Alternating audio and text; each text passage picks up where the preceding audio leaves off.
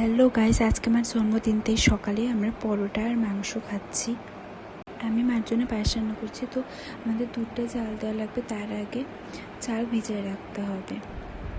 এবং একটা তেজপাতা নিয়েছি, দুটো এলাচ নিয়েছি।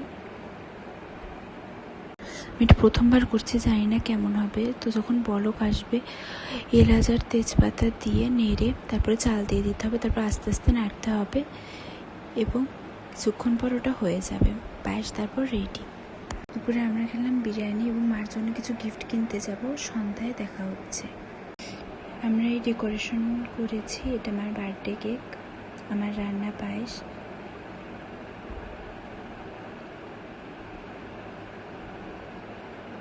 আমি মাকে নিজের হাতে সাজিয়েছি, কেমন হয়েছে বলবেন।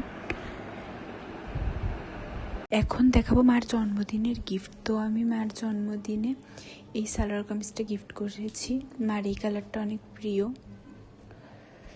আর সামনে দুর্গাপূজা আসছে, তো একটা এরকম হার বা মালা, যেটাই বলতে পারেন, গিফট করেছি। কাঁকড়া দুই ধরনের, একটা স্টাইলিশ, একটা নর্মাল, আর একটা পার্স। রাতে আমরা KFC থেকে রাইস বক্স এটা নিয়ে এসেছিলাম এবং এটাই খেলাম।